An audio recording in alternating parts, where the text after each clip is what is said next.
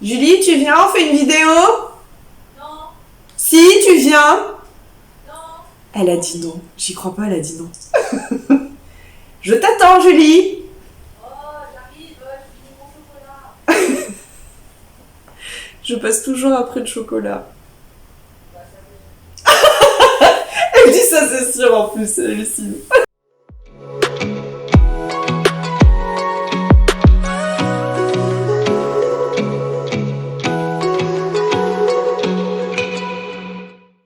Tu te décides enfin à me rejoindre? Ouais. Il faut bien faire une vidéo finalement. Bah écoute, oui. J'ai l'impression que tu m'as trouvé des trucs. J'avais trouvé des pas mal en vrai. Ok. Bonjour à tous et bonjour à toutes et bienvenue sur la chaîne du Bouddheur de Miss Lovelace. Je suis Anne-Claire et je vous présente mon acolyte Julie. Bonjour à tous et à toutes. Aujourd'hui, on vous retrouve pour une nouvelle vidéo et on sait que vous avez beaucoup aimé la première qu'on a fait et nous aussi on a beaucoup aimé la tournée, on s'est bien marré. Ouais. Du coup, on va vous refaire une vidéo devine de quoi parle ce livre d'après sa couverture. On vous a trouvé 2-3 pépites, je pense que... On va bien s'amuser. J'ai un peu de flair. Ouais, Je sens qu'on va ça va bien. être sympa. Est-ce que tu es prête, ma chère Julie? Oui. Tu veux que je commence? Oui. Allez. De quoi parle Ecotopia d'Ernest Callenbach chez Rue de l'Échiquier Fiction. Qu'est-ce que ça t'inspire? Bah, ça ressemble à rien la couverture. C'est comment ça? C'est hashtag sans filtre, hashtag. Voilà. Non mais c'est. Enfin. Tu crois qu'ils ont pris un illustrateur pour faire cette couverture? Je pense que quelqu'un, un artiste peut-être, a été payé pour cette couverture. Mais non. Bah si.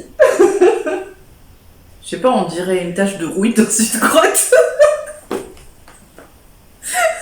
Bah ceci... Excusez-moi, mais ok, je suis autiste, d'accord, mais on dirait pas trop une tache de rouille dans une grotte? C'est vrai. Voilà.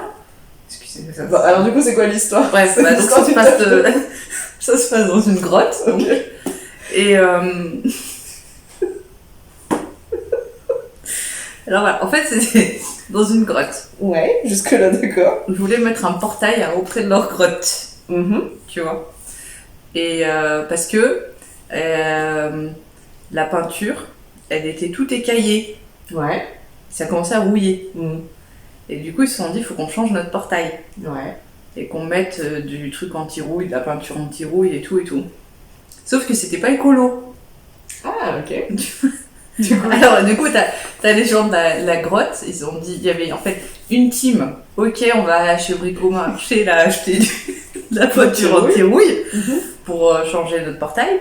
Et l'autre team, bah non les gars, c'est pas écolo et tout, on va complètement enlever les portails et on va devenir open à tout le monde. Faire une grotte porte ouverte, tu vois. Grotte pour tous. Une grotte pour tous. Voilà, exactement. Et du coup, ça fera une communauté où on t'accueille, tu viens, il n'y a pas de porte, on vit tous ensemble. Voilà, c'est ça. Et après, ils recréent une nouvelle société où tout le monde est heureux avec tout le monde s'aime. C'est comme les trucs hippies là. Ouais, voilà, en fait, je pense que c'est ça. C'est un truc hippie, mais version préhistoire. Mhm. Tu vois? Ok. Voilà. Et c'est parti, un truc anti-rouille. C'est vrai qu'à la préhistoire, la rouille, Bricomarché, tout ça Mais oui, mais c'est parce que c'est parce que c'est de la science-fiction. Donc, Du coup, ce serait une préhistoire où il y aurait des magasins, où il y aurait de la peinture avec de... Voilà, avec D'accord. de la peinture anti-rouille. Mhm. Et ils se disent, tiens, on va refaire notre portail, on va refaire nos murs et tout. Parce qu'en plus, il y a de l'humidité dans les grottes, tu comprends. Ah oui, Voilà. Architecte de grotte, non? Exactement. Architecte d'intérieur de grotte. Voilà, tout à fait. Et puis, Peinture rupestre, tout ça, on est là-dedans. Oui, D'accord. on est là-dedans. Et puis du coup, après, ils se disent, bah non, c'est pas écolo parce que les prochaines générations, les prochaines sociétés, à force qu'on abuse de la peinture anti-rouille, et ben ils auront plus de... Oui, ils auront plus une terre habitable. Tu comprends? D'accord. Donc, on va changer, on n'utilisera plus jamais de peinture anti-rouille. À la place, on abolit les frontières, on abolit les portails. Et on devient free et open à tout le monde et on s'aime. Ok, très intéressant comme résumé. Alors, qu'est-ce que tu veux que je fasse de ça? Je ne sais pas. Là, tu vas me sortir que c'est un essai sur la paléontologie, on va être mal, tu vois. Non, alors, pour de vrai. C'est un livre qui a été écrit en 1975. Ouais. Et c'est pas pendant la préhistoire, je suis désolée de te le dire. Désolée, mais alors la couverture.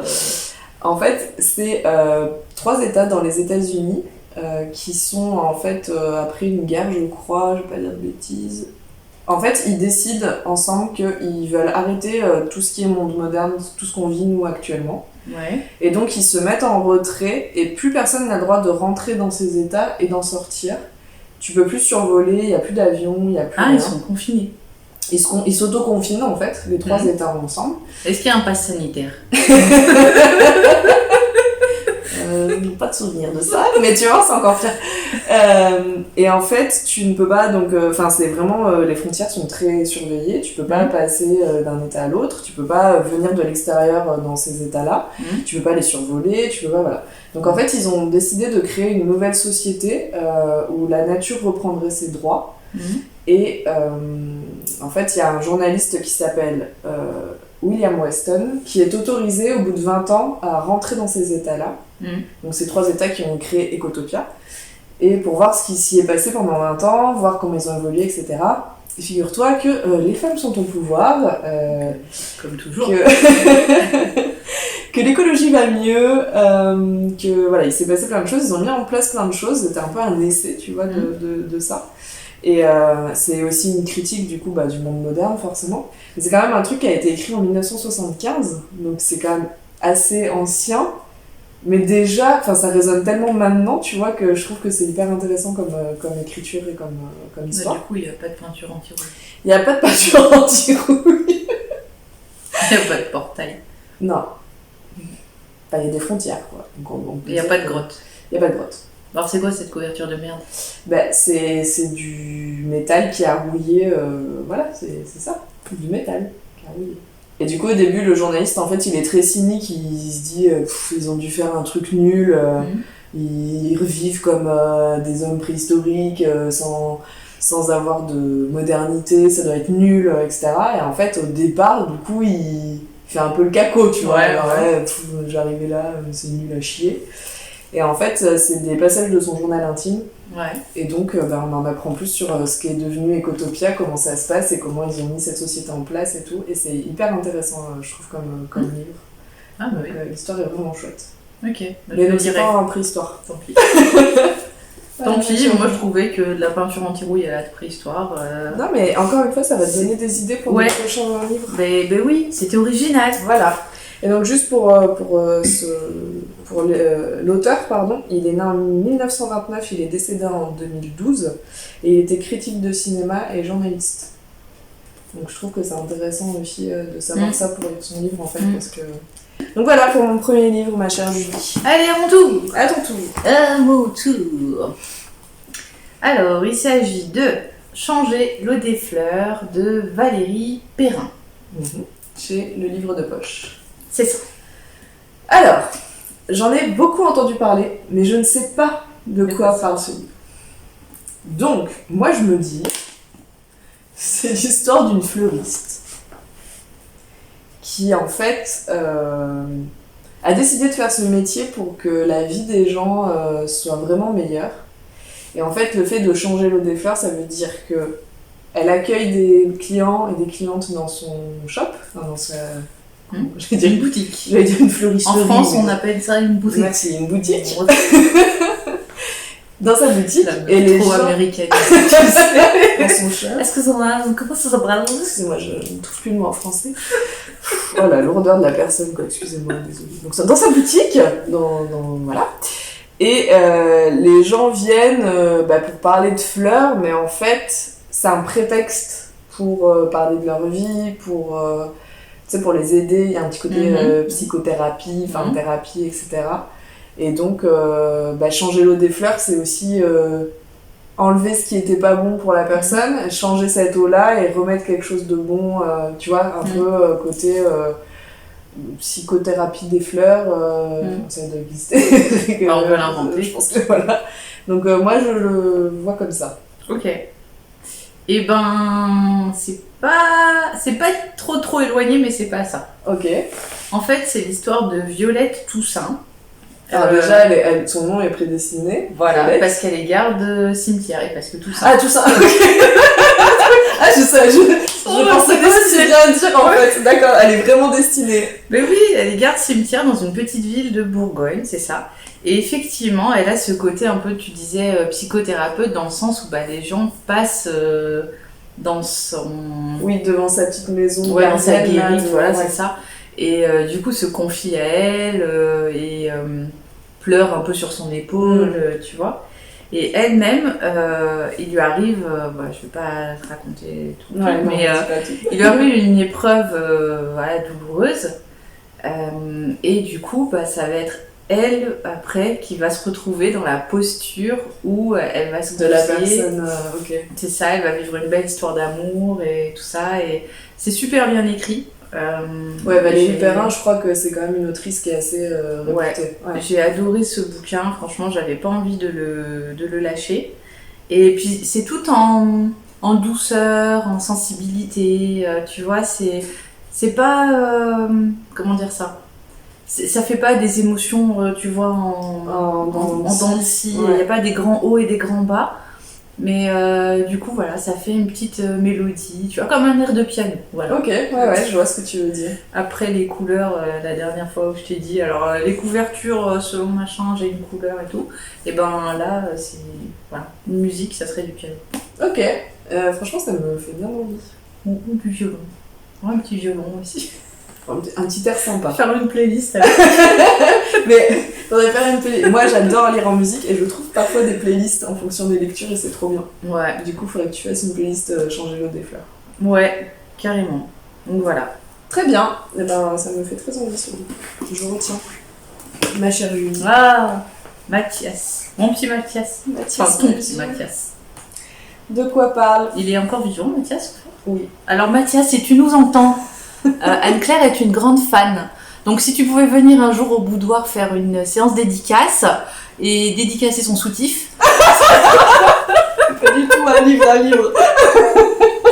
Non, parce que ça fait 3 ans que j'entends parler de toi, donc si, voilà, hein, sois sympa, viens. Le message Voilà. est passé. C'est bon. Donc Mathias Malzieu, journal d'un vampire en pyjama, suivi donc de carnet de bord au livre de poche. Alors, désolé ça. Est-ce que vous allez voir quelque chose? Ouais. Ah là, on voit bien, On voit c'est pas bien. tout ce droit, mais vous voyez. À ton avis, de quoi ça parle? D'un vampire qui porte des pyjamas et qui tient un journal intime sur des gens qui morent pendant la nuit. En fait, voilà. Alors du coup, C'est sa liste de victimes. ouais, et pas que. C'est un vampire qui aime bien se balader en pyjama. Parce que d'habitude, les vampires, ils sont en truc noir et tout, Ils sont très avec, élégants. avec une sorte de cape, avec un grand col, là. Ouais. Et lui s'est dit, non, je vais disrupter le vampirage. Non. L'image du vampire. Voilà. Mhm. Et moi, je vais me balader en pyjama. Mais pyjama pilou. Ouais, pas pyjama de soie, très stylé. Non, très non, élégant. non, pas genre le pyjama de Don Juan, le pyjama... Le kibou avec des oreilles de lapin. Bah ouais, parce que comme ça, il se dit, comme ça, les gens n'auront pas peur, ils vont pas se méfier de moi. J'arrive et tout, je suis en mode pyjama, machin, je passe pour un mec normal, on ne voit pas que je suis un vampire.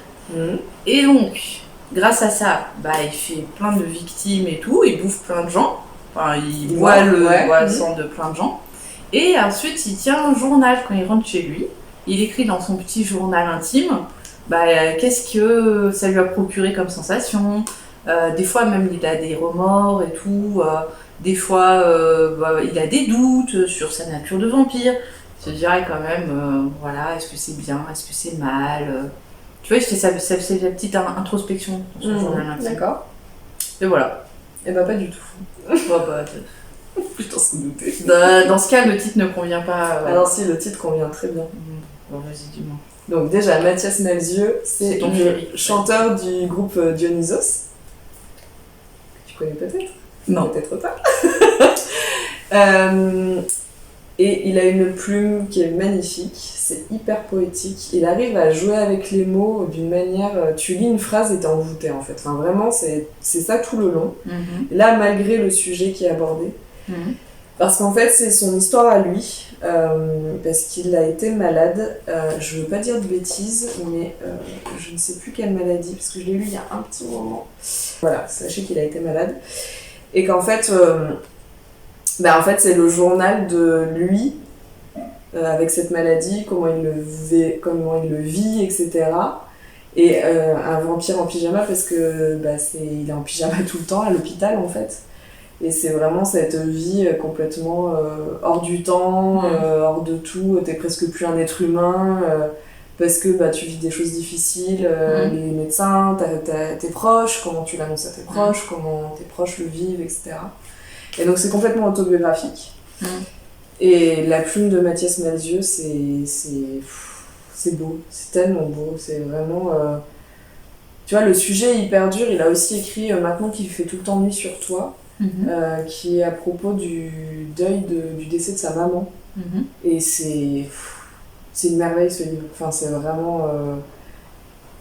Il arrive en fait avec des sujets très difficiles, très compliqués, à te faire ça de manière très poétique et chaque phrase quoi, presque. Moi j'ai envie de tout surligner et tout parce que la tournure des phrases et tout, et c'est vraiment ça que tu... Enfin moi c'est ça qui ressort à chaque fois de ce livre à lui. Et c'est lui aussi qui a écrit La mécanique du cœur avec Olivia Ruiz qui a été du coup adapté en dessin animé, etc. Enfin, voilà, si Mathias Malzieu, pour moi, c'est une valeur sûre. La sirène à Paris, là, dernièrement, enfin, vraiment, voilà. Donc, ça parle de ça. Et c'est extrêmement bien écrit, voilà. Ok. Voilà, ça marche. Mon petit chouchou Mathias Malzieu. Oui, depuis le temps que j'en parle. Ah, tiens, je prends celui-là. Alors, tiens. La République du bonheur de Ito Ogawa. Alors ça, c'est les éditions qui font Piqué, là. Piqué. Ouais, Piqué. Les éditions qui font beaucoup de littérature japonaise. Ouais, c'est ça. Et asiatique. Alors, La République du bonheur. J'enlève ce bandeau qui me perturbe. Oh, il y a un petit chat. C'est trop joli. Donc ça se passe en Asie. Bien. Oh. Dis-moi pour tes d'or. Alors, je vois que on dirait que c'est chez moi. Il y a un chat, des livres, des plantes, du fil, une aiguille. C'est des plantes, tout. Ouais, c'est ok. Mais je n'habite pas en Asie, donc c'est pas chez moi. Non. La République du bonheur. C'est l'histoire de la Chine. C'est l'histoire de la Chine. Qui n'était pas du tout une république. Non, alors est-ce que c'est un pays en Asie, du coup, qui a été un peu opprimé? Et quand tout s'arrête, il y a un renverse un dictateur ou quelque chose comme ça. Du coup, ça devient le bonheur et donc la vie de famille reprend son cours correctement. On n'a plus peur du régime totalitaire mis en place. Du coup, on peut de nouveau sortir, on peut de nouveau... Non, ce n'est pas une histoire vraie. Comment dire, toute ressemblance avec serait fortuite. Ok. Voilà. Non, mais du coup, ils reprennent une vie normale. Et qu'est-ce que c'est le bonheur, en fait? Et ben, c'est pas des choses complètement folles, tu vois. Ça se réduit à la famille, voilà, en terrasse, à lire un livre, à être avec son chat, être avec sa famille et tout. Voilà. D'accord. Bah non. Ah, crotte. Alors. Je me doutais que t'allais me dire non. Non. Ça en tout cas, il est trop beau. T'as vu? Ouais. Il est trop beau et franchement, j'adore. En fait, j'aime beaucoup la littérature japonaise. C'est la suite de la papeterie Tsubaki. Oui, ok. Ah, c'est la suite. Ouais. Je connais pas l'histoire, mais je connais le nom de ce livre. Et bah, papeterie Tsubaki, c'est une jeune femme qui s'appelle Atoko. Ouais. Et donc, elle avait ouvert une petite papeterie qui avait elle avait récupéré la papeterie de sa grand-mère. D'accord. Dans laquelle elle apprenait la calligraphie depuis toute jeune, etc. Machin, voilà. Et elle servait du thé quand les gens venaient, parce qu'il y avait vraiment cette importance accordée à l'écrit à l'époque au Japon. On envoyait vraiment des vœux à chaque saison, on envoyait des vœux sur un beau papier, et puis selon à qui tu t'adresses et tout, et l'événement, du coup, tu prends pas le même type de papier, tu prends pas la même encre, tu disposes pas la lettre de la même manière. Ouais, une espèce de cérémoniel comme avec le thé, etc. Voilà, c'est pas seulement genre t'ouvres un ordi portable et tu tapes un mail. Ouais. C'est vraiment autre chose. Ouais. Voilà, et du coup, elle rencontre un monsieur qui est père célibataire. Voilà, forcément ils finissent par tomber amoureux, tout ça, donc ça c'est voilà comment un peu elle va transmettre cet art de la calligraphie à l'enfant, qui est en fait sa belle-fille. D'accord, sa belle-fille, ouais. Et c'est super sympa, voilà. Ouais, ça fait très envie. Bah oui, je te le conseille. Ouais. Et la couverture est vraiment très jolie. Et c'est vrai que ces éditions-là, moi, elles me font toujours envie, en fait. Les livres, ils sont... Ouais. Je les trouve beaux, et la littérature asiatique, ça, en plus, c'est la petite fille qui commence la calligraphie. trop chouette. Trop chouette. Ouais, et puis c'est vraiment des belles traductions, je trouve. En plus, c'est un peu cher quand tu les achètes en neuf. En neuf, ouais, ils sont un peu chers. Voilà, mais c'est de la qualité, c'est des belles traductions, c'est un beau travail d'édition, d'écriture. Ouais, puis de choix des textes qui sont traduits. Choix et tout, donc top. Je conseille les deux, Papeterie Tsubaki et La République du Bonheur. Très bien, merci pour la découverte. Pour le prochain, je vais encore te parler d'une autrice chouchou. Allez. De quoi parlent les collisions? Alors, décidément, je vous ai choisi des livres. Sinon, je mettrai un insert quelque part. Les collisions de Joanne Richoux aux éditions Sarbacane. Ah, Joanne Richoux. J'en ai entendu parler. Joanne Richoux, mon autrice chouchou, si tu passes par là, je te fais des bisous. Voilà. J'adore. Bien dédicacer son soutif aussi. Joanne, elle le ferait, je la connais, donc... Voilà, on va se retrouver. C'est possible. T'as intérêt à mettre beaucoup de soutifs. Ma chère Joanne. Regarde pas la quatrième. Oui, non mais je regarde pas. En fait, non mais... Ok. Ouais, voilà. Les collisions. Alors, nous avons une madame qui cache les yeux d'un monsieur, on dirait. Et ils sont dessinés, je sais pas, on dirait du fil en fait. Ouais. Juste pour info, la couverture a vraiment été faite comme ça, puis scannée. Ah ouais, mais ça a l'air... Ouais, puis en plus, on a envie de toucher, on croirait que c'est en relief. Si je dis pas de bêtises, il faudrait que... Mais quand j'ai interviewé Joanne, elle m'a parlé de cette couverture, et voilà, ouais. Donc je suppose du coup qu'il y a une histoire de couple. Ouais. Une collision.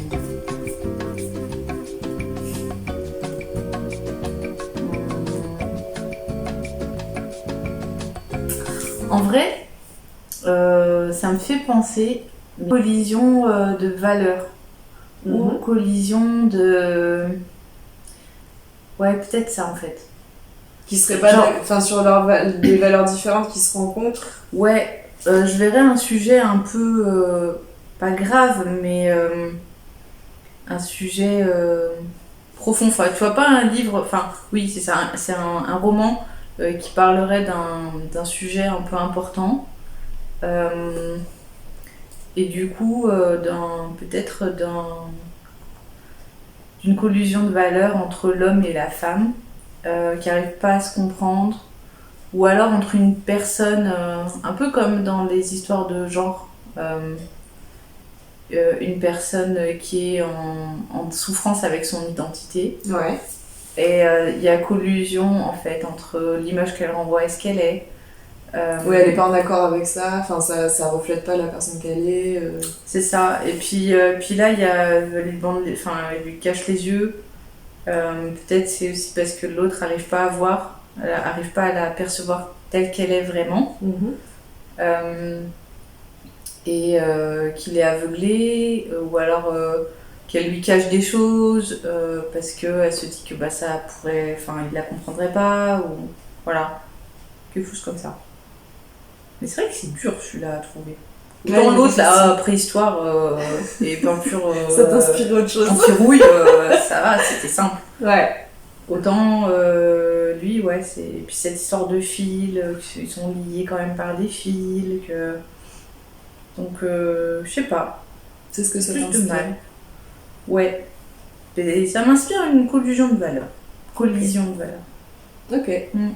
Alors, oui et non. Dans ce livre, on suit Laetitia et Gabriel, qui sont deux jeunes gens qui rentrent en terminale littéraire. Mhm. Et tous les deux, ils ont des vies compliquées, avec des parents plus ou moins présents, des parents plus ou moins responsables. Mhm. Et c'est des étudiants, enfin des ados qui ont un peu des tendances à se mettre en danger, enfin des choses comme ça, tu vois, un peu, je pense aussi pour attirer l'attention. Ouais. Et en fait, en cours de littérature, ils apprennent qu'ils vont étudier les liaisons dangereuses. Ouais.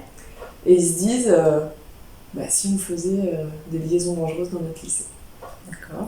Donc en fait, ce livre, c'est une réécriture des liaisons dangereuses dans notre époque. Ah bah oui, mais je suis con, tu m'en avais parlé en plus à un moment Oui, là. j'espérais que t'avais oublié. Bah oui.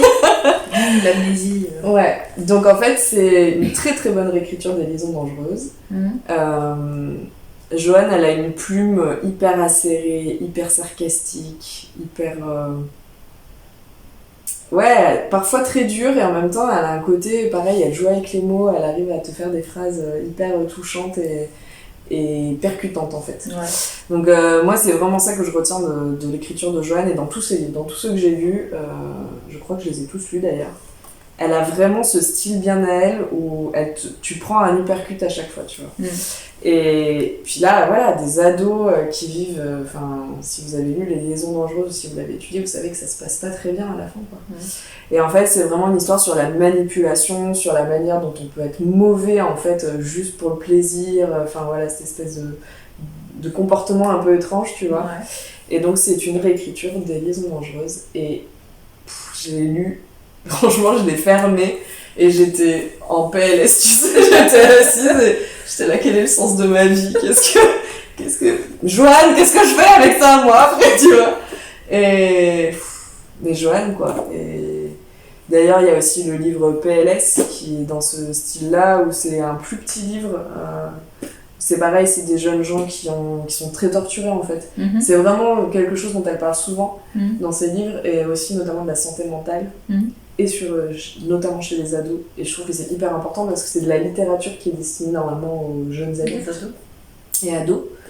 Et en fait, quand tu lis ça, je me dis, tu vois, pour des ados, ils se disent « Ah ok, en fait je suis pas bizarre. » Tu vois, il y a d'autres choses et c'est peut-être de la santé mentale et peut-être qu'il faut que je me fasse aider et tout. Donc les livres de Joanne Richoux, allez-y, les yeux fermés. C'est une valeur sûre. Ok. Voilà, donc, Les collisions. Un des marche. meilleurs qu'elle a écrit. À ton tour. À mon Pour tour. le dernier. Qu'est-ce que tu vas me proposer? Celui-là, La fin des mystères de Scarlett Thomas. Ok. C'est chez qui? Anne Carrière. C'est les éditions Anne Carrière. Qui ont d'ailleurs repris les Chroniques de Pridin, qui sont les livres qui ont inspiré le Taram et le chaudron magique de Disney. C'est trop bien. Allez-y, allez voir. Mais on est pas là pour ça. Donc, La fin des mystères. Bah ouais, c'est ce qui est écrit. Avec une lampe à pétrole. Alors, c'est l'histoire d'une société secrète. Tu vois, style truc des Templiers, tout ça. Et donc, ils vivent leur vie de société secrète, ils font des trucs en loose dé, Des massacres. des sacrifices. Ils sacrifient des bébés. Voilà, ils font des pentagrammes au sol et tout, ça se passe bien. Et avec ton vampire. Avec Mathias Melchior en vampire en pilou. Ouais. Ça pourrait faire une sacrée histoire. J'avoue. Et donc, un jour, il y a un policier qui enquête sur un meurtre, par exemple, tu vois.